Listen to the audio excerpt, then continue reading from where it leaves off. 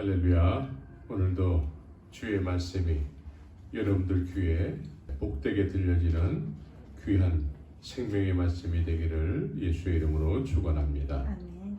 오늘 하나님의 말씀은 사도행전 18장 24절에서부터 19장 7절까지의 말씀을 통해서 사람들이 만든 믿음이라는 제목으로 말씀드리기를 원합니다. 사람들이 만든 믿음. 사람들이 만든 믿음이 있는가 하면 하나님께서 허락하신 믿음이 있겠죠? 그래서 오늘 말씀을 통해서 여러분들이 잘 마음판에 새기면서 나는 어디에 속한 믿음인가? 나는 성경에 소개되어지고 있는 믿음의 선진들 속에 포함된 그런 성경에 입각한 그런 믿음인가를 한번 점검하는 시간이 되기를 예수의 이름으로 축원합니다. 지난 시간에 열처녀의 비유를 통해서 슬기로운 처녀와 미련한 처녀에 대해서 말씀을 드렸습니다. 주님께서는 늘 이렇게 비유로 말씀하시는 가운데 들을 귀 있는 자는 들을지어다 라고 하시면서 깨닫기를 원하신다라는 것이죠. 우리는 정말 이렇게 사람들에게 쉬운 말을 이렇게 자꾸 사용하면서 쉽게 깨달아지기를 소원하는 마음으로 그렇게 이야기를 하게 되는데 예수님은 비유로 말씀하셨다라는 것이죠. 비유로 말씀하시면서 들을 귀 있는 자는 들을지어다. 깨달아지기를 소원한다라는 거예요, 주님께서. 그래서 열처녀들의 비유를 통해서 슬기로운 처녀와 미련한 처녀를 말씀하셨는데 이 열처녀들은 등을 준비한 처녀들인 것이죠. 등을 준비했다라는 것은 슬기로운 처녀든 미련한 처녀든 신부를 대신해서 신랑을 맞이할 수 있는 그런 조건을 갖춘 사람들을 이야기하게 되는 것이죠. 이 슬기로운 처녀는 기름을 준비했고 미련한 처녀는 기름을 준비하지 못한 것이죠.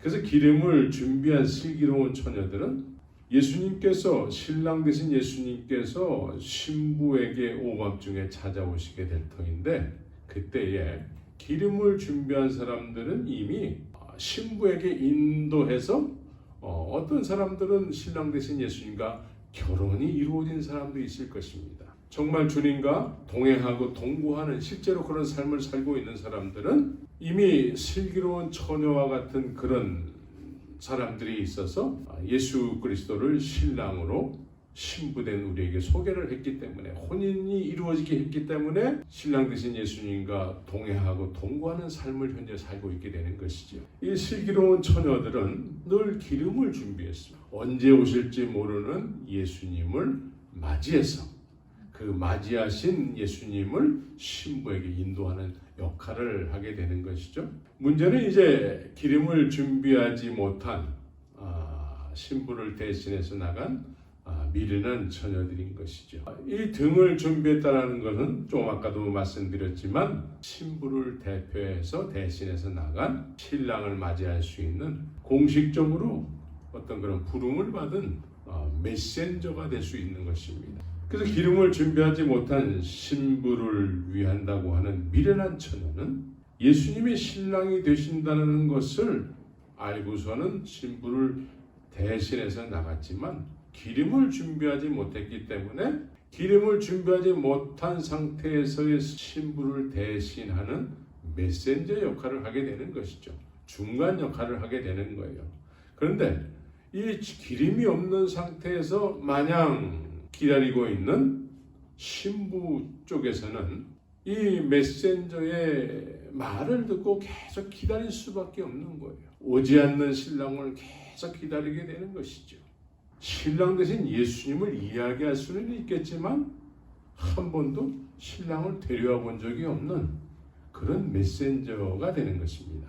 그래서 이 미련한 처녀와 같은 메신저의 말을 20년, 30년, 40년 오랜 시간 듣고 신앙생활하는 신부들의 입장을 생각할 때에 이런 미련한 처녀들의 말에 익숙해져서 실제로는 한 번도 신랑 되신 예수님을 본 적이 없는 신앙생활을 하게 되는 것이지. 이 기름이 없는 미련한 처녀의 메시지를 듣고 신앙생활하는 사람들은 오랫동안 믿어왔는데도 불구하고 열매 없는 무화과 나무의 모습을 하고 있지 않을까 생각이 되는 것입니다.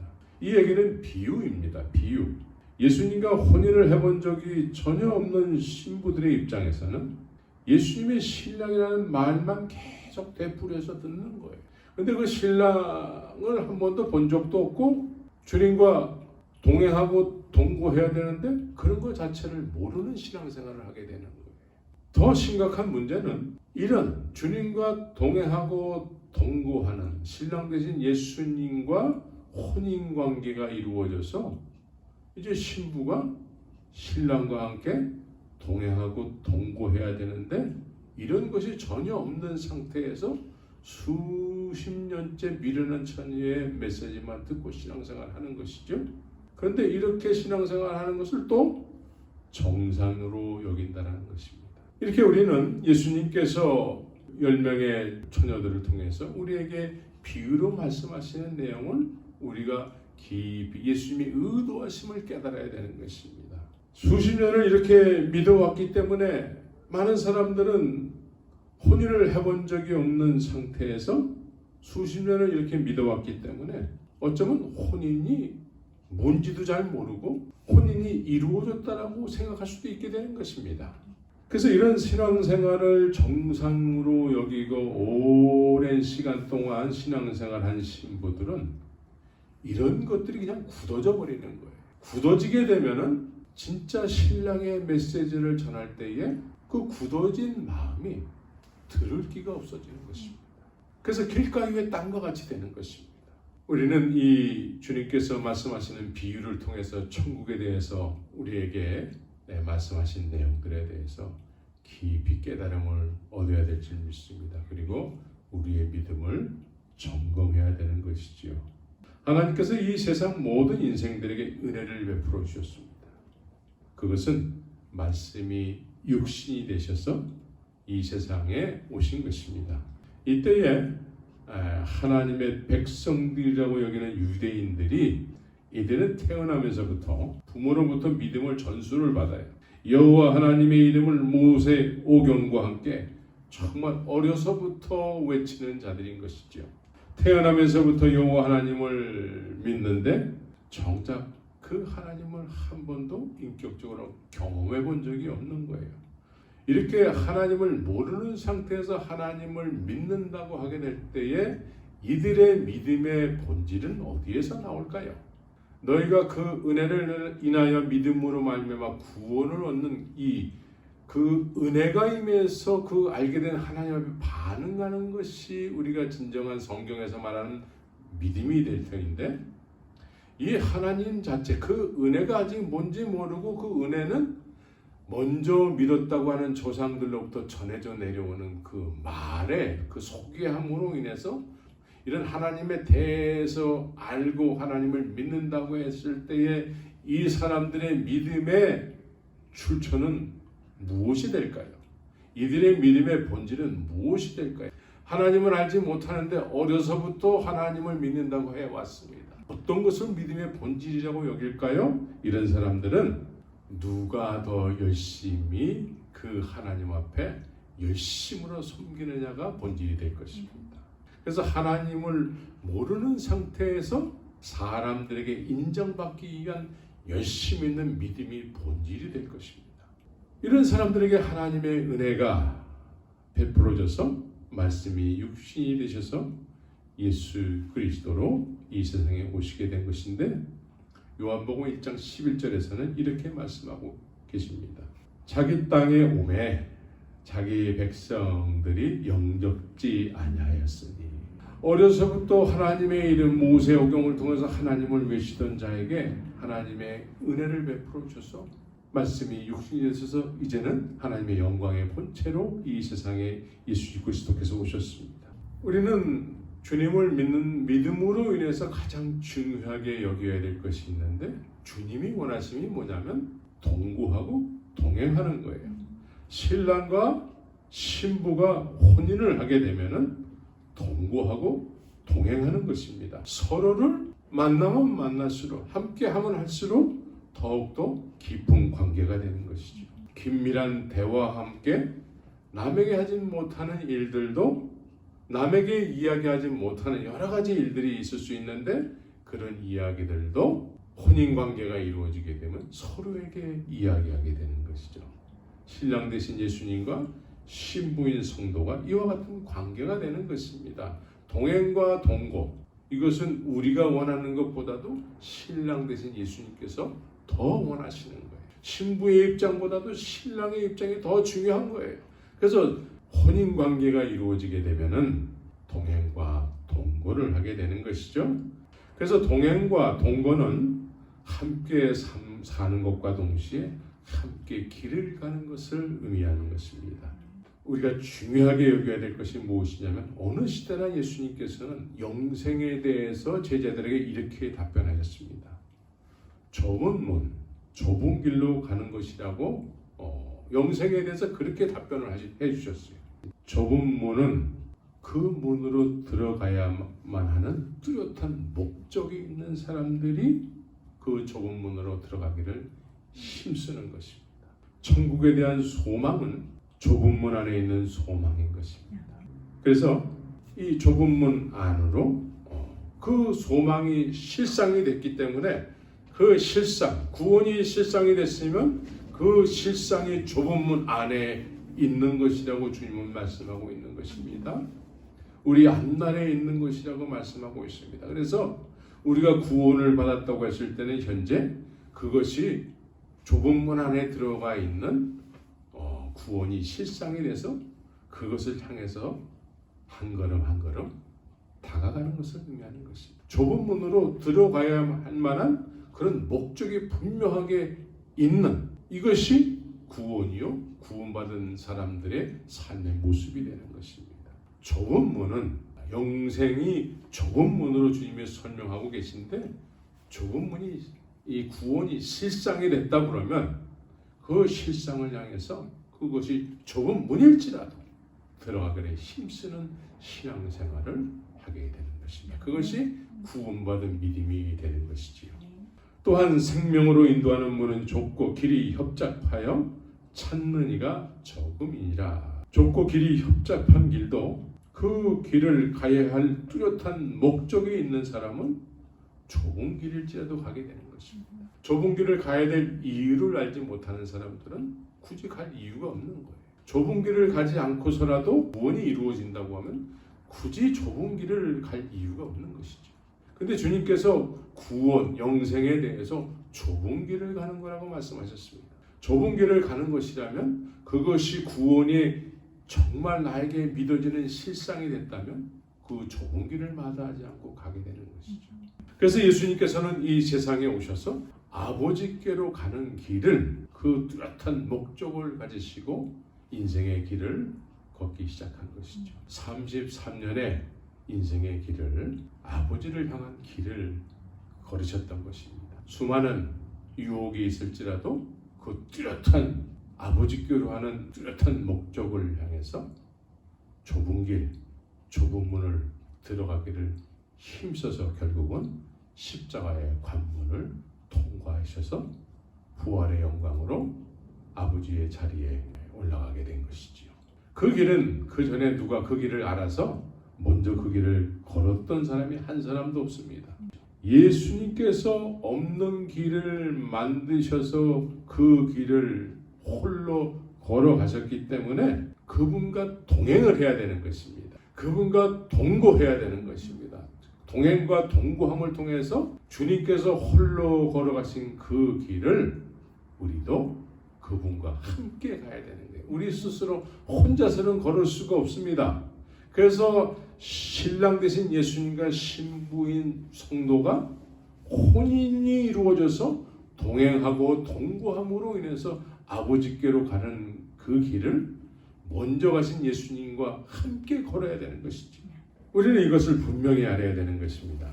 예수님만이 그 길을 아시기 때문에 예수님과 동행하고 동거함으로 인해서 아버지의 나라에 결국은 입성할 수밖에 없는 그 구원의 길을, 그 좁은 길을, 좁은 문으로 들어가기를 힘써야 되는 것입니다. 이것이 예수님께서 우리에게 영생에 대해서 답변하신 말씀인 것이죠. 그래서 구원을 믿음으로 받는 것이라면, 구원이 하나님 아버지께로 가는 길을 걷는 것이라면, 구원은 믿는 모든 사람에게 바라는 실상이 되어야 되는 것입니다. 믿음은 바라는 실상인 것처럼 믿음으로 구원을 받았다고 했을 때 이 구원은 믿음의 실상이 되어야 되는 것이고, 그 실상은 예수님이 가신 길을 우리도 걸어야 되고, 주님과 동거하고 동행함으로 인해서 그 길을 함께 걸어가야 되는 것입니다. 그래서 좁은 길, 좁은 문을 마다하지 않고 그 길을 걸어가야 하는 것입니다. 그 길은 예수님께서 스스로 당신 자신을 내가 길이야 라고 말씀하셨다는 것이죠. 이런 구원이 말로는 믿음으로 구원을 받았다고 하지만 이 구원이라는 것이 실상이 되지 못하게 되면은 좁은 길을 가야 될 명목이 없는 거예요. 왜 그런 좁은 길을 가야 합니까? 세상이 이렇게 좋아졌는데 명분이 없는 신앙생활을 하게 되는 것이죠. 교회는 다닐 수 있습니다. 자기가 옳은지 안 옳은지 이것을 어떻게 알 수 있을까요? 알 수 있는 방법은 성령의 인도함을 받으면 됩니다. 성령의 우리에게 소유한 바 된 사람은 책망을 하시게 되는 것이죠. 책망. 예수님께서 지금 오셔서 나의 신앙에 대해서 칭찬을 하실까 책망을 하실까 한번 생각해 보시기 바랍니다.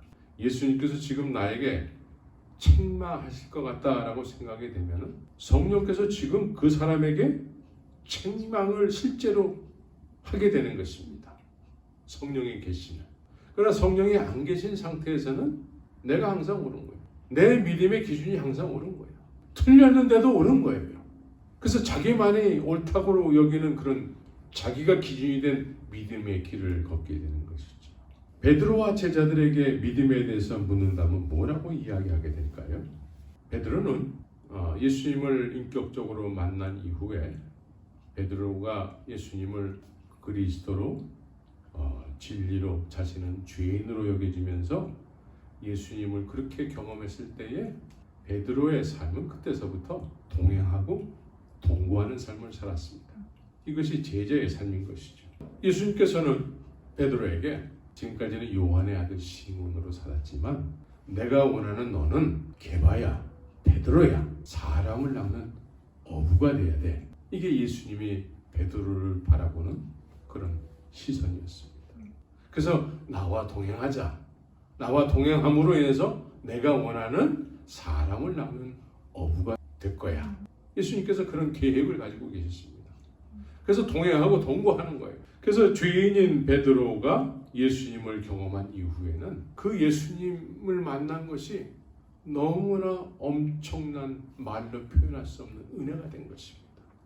하나님께서 말씀이 육신이 되셨는데 그 은혜가 베드로에게 임한 것이죠. 다른 기득권층, 헤롯, 대제사장 이런 사람들은 그 은혜가 임했는데 그 은혜를 부인하게 된 것이죠. 왜? 자기 기득권을 내려놓기 싫어서. 그러나 베드로는 예수님과 동행하고 동거하는 놀라운 축복된 삶을 살기 시작된 것이죠. 그래서 예수님께서는 베드로를 사람을 낚는 어부가 되게 하기를 원하는 그런 계획을 가지고 있는데 그런 말씀을 하심과 동시에 즉시 베드로가 사람을 낚는 어부가 됐느냐? 그렇지 않더라. 베드로는 내가 예수님과 동거하고 동행을 했더니 십자가를 통해서 주님이 부활하신 이후에 그 부활의 영광을 경험한 이후에는 그분이 내 안에 오셔서 오순절에 보혜사로 오셔서 내 안에 영원토록 거주하기 시작하면서 내가 그때서부터 나도 모르게 복음을 전도할 수밖에 없는 사람을 낚는 어부가 됐어 라고 답변하게 될 것입니다. 우리는 성령을 받는 믿음과 배운 믿음의 차이를 우리는 깊이 묵상을 해야 될 줄 믿습니다. 오늘 우리가 본문을 공식적으로 읽진 않았지만 사도행전 18장 24절을 보게 되면은 아볼로에 대해서 설명을 하는 내용이 나옵니다. 아볼로는 유대인이면서 에베소에 이르니 이 사람은 학문이 많고 성경에 능한 자라 그래요. 그가 일찍 주의 도를 배웠다라고 기록을 하고 있습니다. 그 은혜가 임해서 주님을 알게 된 것이 아니고 그 주님을 먼저 믿었다고 하는 사람에게 배웠다라고 기록을 하고 있습니다. 배웠기 때문에 열심으로 예수에 관한 것을 자세히 말하며 가르쳤다. 배웠기 때문에 배운 것을 가르쳤다라고 이야기하고 있습니다. 우리 믿음의 근본적인 차이점을 우리가 알고 있어야 돼요. 배운 믿음이 있는가 하면 하나님을 직접 경험함을 통해서 하나님을 직접 아는 믿음이 있는 것이죠. 그런데 아볼로는 유대인이면서 유대인들은 이미 성경에 능해요. 이 사람의 독특한 것은 예수에 관한 것을 배웠다고 얘기하고 있어요. 다른 사람들은 안 배우는데 이 사람은 유달리 배웠대요. 예수에 관한 것을 배웠고 예수에 관한 것은 예수님에 대한 지식을 이야기하는 것입니다. 일찍 주의 도를 누군가로부터 배웠다는 것이죠. 또 다른 에베소의 또 다른 사람들에게 열심히 자세히 가르쳤다라고 이야기하게 되는 것이죠. 배웠기 때문에 가르침. 이 배운 예수를 또 가르쳤다라고 이야기하게 되는 것이죠.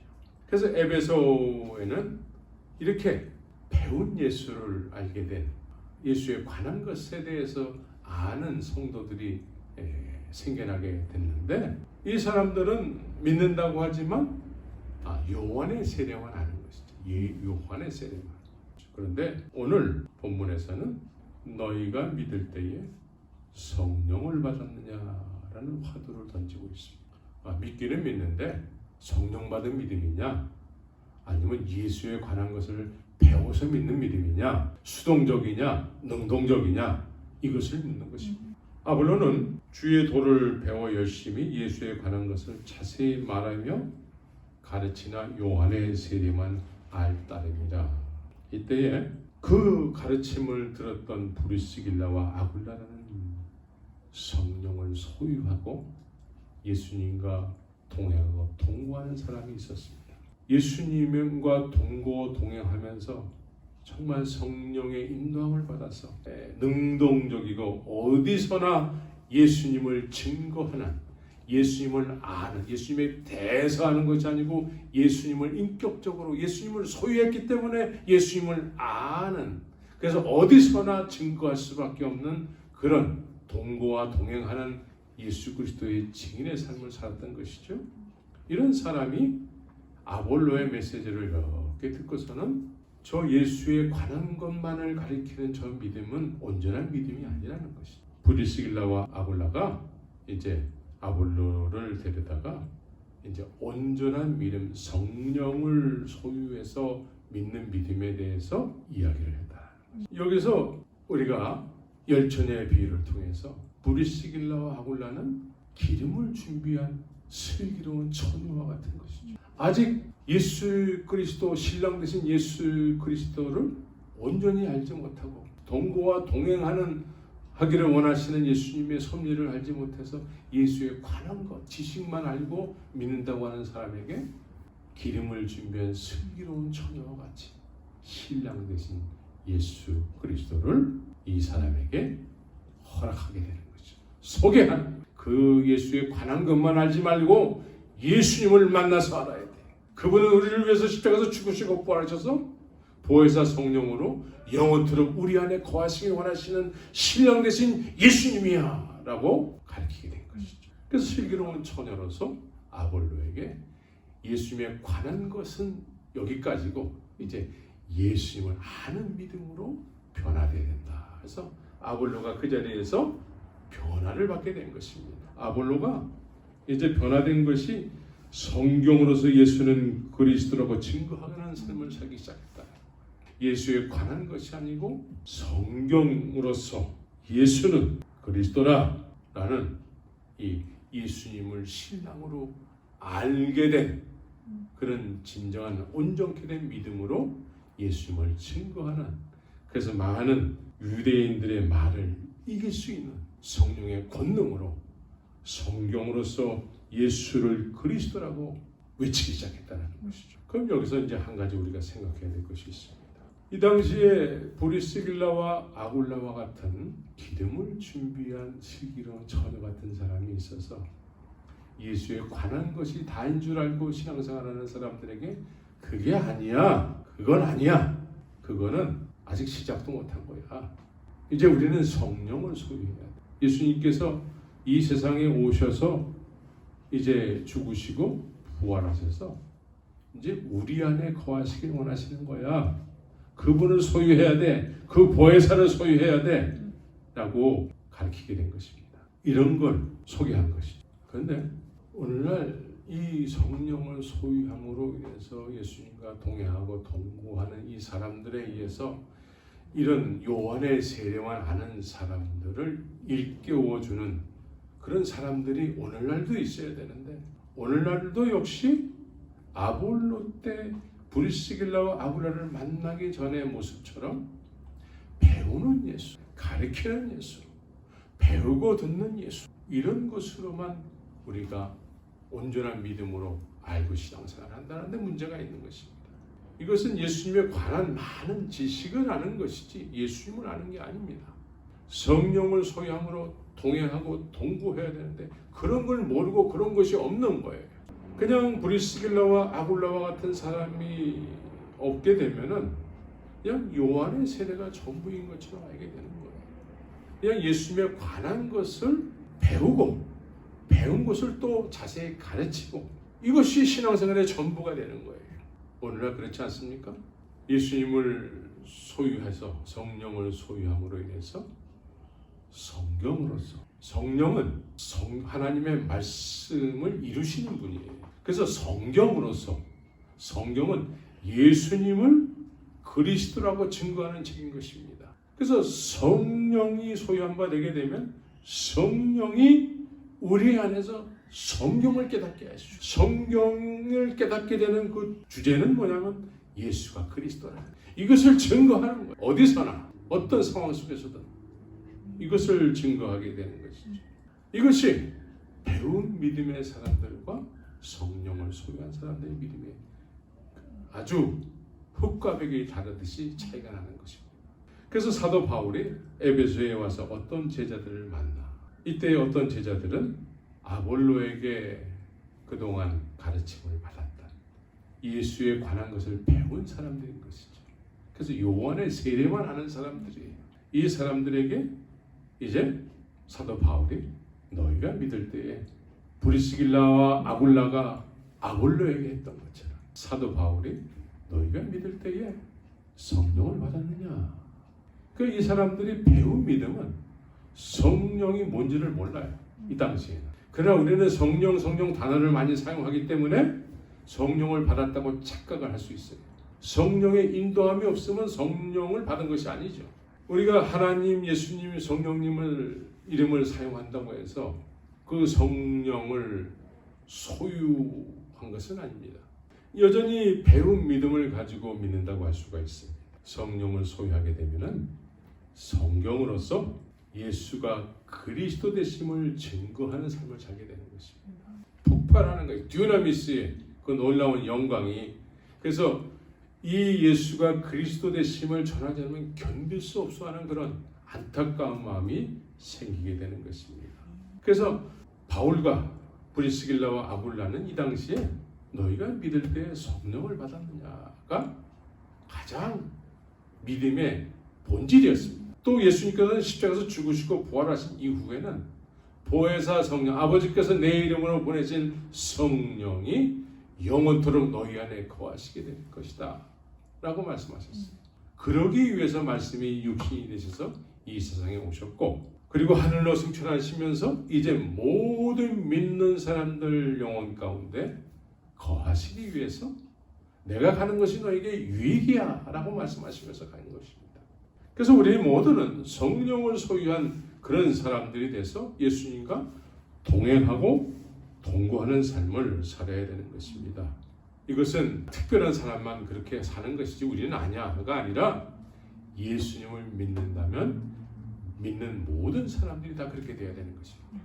그 소유에서 삶으로 나타나는 것은 여러 가지로 나타날 수 있지만 동일하게 예수님께서 우리 안에 거하시길 원하세요. 신랑으로서 신부된 자들에게 함께 동행하고 동거하시길 원하시는 것입니다. 그래서 마지막으로 성령을 있음도 알지 못하게 하는 에베소 제자들에게 바울이 안수를 하게 됩니다. 바울이 그들에게 안수함에 성령이 그들에게 임하심으로 방언도 하고 예언도 하니 모두 12사람쯤 되니라 라고 말씀하고 있습니다.